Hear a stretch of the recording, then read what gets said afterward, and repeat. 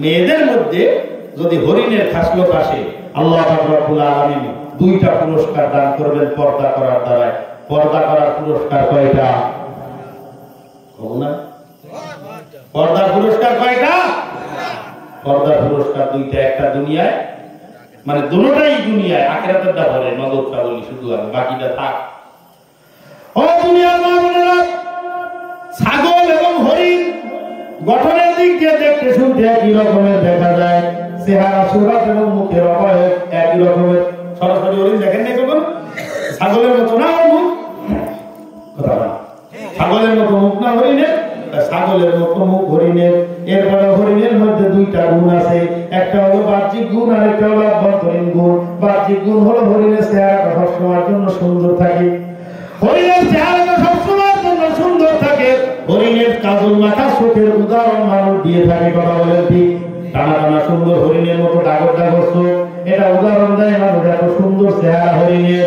আর দ্বিতীয় নম্বর আভ্যন্তরীণ একটা যোগ্যতা হরিণের মধ্যে আছে, সেই যোগ্যতাটা হলো হরিণের পেটের মধ্যে নির্গুণাদি কস্তুরী পাওয়া যায়, হাজার হাজার টাকা দাম তার, কথা বলেন আছে কি আছে না? অনুরূপ ভাবে ছাগলের মধ্যে দুইটা খারাপ খাসলত আছে। এক নম্বর, ছাগলের নাক দিয়ে সবসময় ফোঁটা পড়তে থাকে, ছাগলের চোখ দিয়ে ময়লা পড়তে থাকে। আর ছাগলের মধ্যে আভ্যন্তরীণ যে খারাপিটা আছে, সেই খারাপি হলো ছাগল যেখানে থাকে তার পাশের ঘরে ঘুমানো যায়। ছাগল যে করে থাকে পাশের ঘরে ঘুমানো যায়, পাশের ঘরে ঘুমানো যায় না। কবিরাজি বড়ি, ওর পেটের মধ্যে খালি বড়ি বড়ি বড়ি বড়ি, এছাড়া আর কোনো কিছু নাই। ও মা, এই গুণটা ছাগল হরিণের মধ্যে আসছে কিভাবে? হরিণের মধ্যে একটা গুণ আছে, মানে একটা কাজ হরিণ করে। হরিণ কখনো লোকালয়ে থাকতে পছন্দ করে না, লোকের মধ্যে মানুষের মধ্যে থাকতে পছন্দ করে না। যার কারণে আল্লাহ রব্বুল আলামিন তার চেহারার মধ্যে সৌন্দর্য দিয়ে দিয়েছে এবং অভ্যন্তরীণ তার পেটের মধ্যে নির্গুণাদি বস্তু দিয়ে দিয়েছে। আর ছাগলের কাজ হলো সবসময় বাজার ঘাটে যত্র তত্র যেখানে সেখানে ঘুরে বেড়ায়, আছে কি আছে না? বাজারে গিয়ে আপনি কলা খাচ্ছেন, এমন সময় দেখবেন বাজারে কিন্তু ছাগল খায়, এইখানে পা সামনে দুইটা বাজায় নিয়ে হাতের কলার কুচা ধরে টান দিয়ে কলা সহ নিয়ে চলে যায়, আছে কি আছে না? এগুলোর ভয় কম। এই মানুষের কাছে থাকতে থাকতে থাকতে থাকতে এদের ভয় কমে গেছে, যার কারণে আল্লাহ পাক এদেরকে দুইটা বদ গুণ দান করেছে। একটা বদ গুণ, এদের যতই পরিষ্কার করান, গোসল করালে ছাগল মরে যায় না। মশলা কম না কেন আমি তো জানি না বাবু, গোসল করলে কানে বানিয়ে গেলে ছাগল মরে যায় না? ছাগল মরে যায়। মহিষ শরীর গরম হয়ে গেলে নিজের থেকে গিয়ে হারিতে লোক দেয়, আছে না?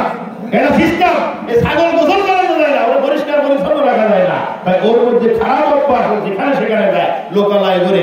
আর হরিণ লোকালয় থাকে না, যার কারণে আল্লাহ রাব্বুল আলামিন তার চেহারার মধ্যে সৌন্দর্য দিছে আর বাতেনি তার পেটের মধ্যে নির্গুণাদি দিছে। ও বর্তমান কোরআনের মা, হরিণের মধ্যে যদি লোকালয় গায়ে মাহরাম পুরুষের নজরের থেকে নিজের চেহারাটাকে হিফাজত করতে পারো, আল্লাহ রাব্বুল আলামিন তোমাকেও দুইটা পুরস্কার দান করবেন। জয় বলেন সুবহানাল্লাহ।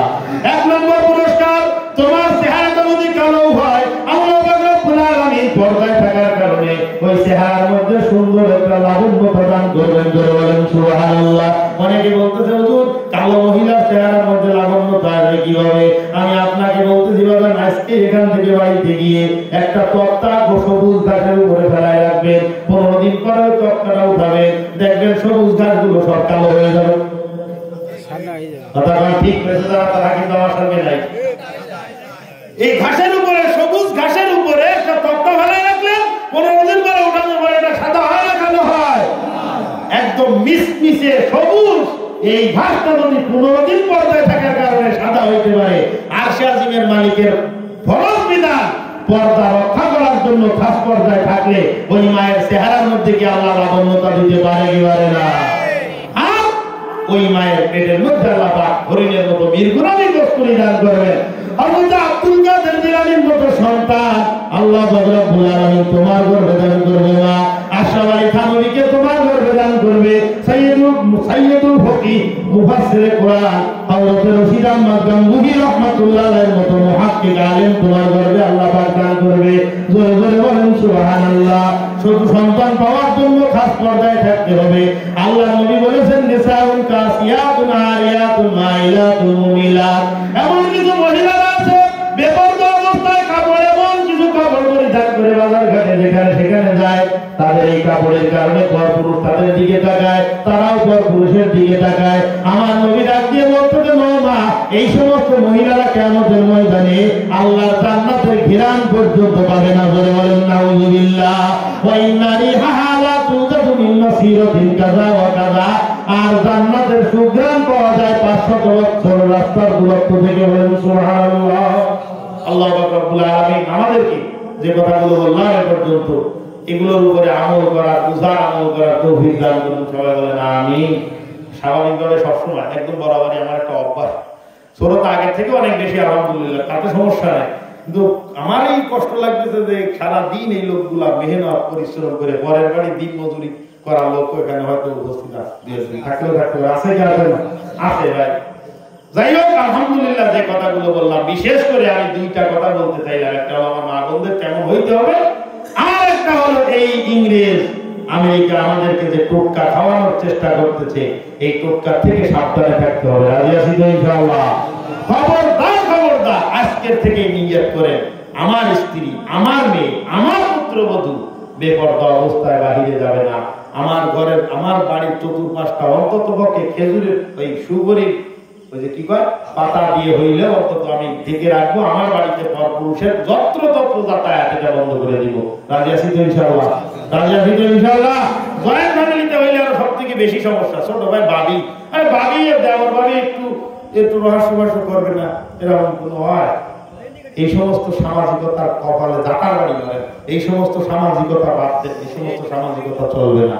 আমার চাচা, আমার আব্বার ছোট ভাই, অনেক সিরিয়ালে অনেক ছোট ভাই এখানে উপস্থিত আছে। আমার মা, আমার আব্বার ঘরে যে সময় মা আসছে, কাকুর কাছে শুনেছি, মা বলেছে যে ইনি তখন কোলে, আমার চাচা এখানে আছে বসা, এখনো পর্যন্ত উনি বলতে পারবে না যে আমার মা দেখতে কেমন, অথচ বয়স হয়ে গেছে, মুরব্বী হয়ে গেছে, এখনো পর্যন্ত উনি বলতে পারবে না যে আমার মা দেখতে কেমন। আমার আপন চাচা মেজবাউদ্দিন গাজী এখানে বসা। আমি বলতে চাচ্ছিলাম বাজার, এটা সম্ভব শুধুমাত্র সৎ ইচ্ছা থাকলেই সম্ভব। কি বলেন কথা ঠিক না? যে দেবরকে কোলে করে মানুষ করেছে সেই দেবর, এটা কি হয়েছে? আল্লাহু আকবার। আমার একটা দোষ হয়ে পড়ে, ওনাদের দিদিও তো নাকি, ওনাদের দিদিও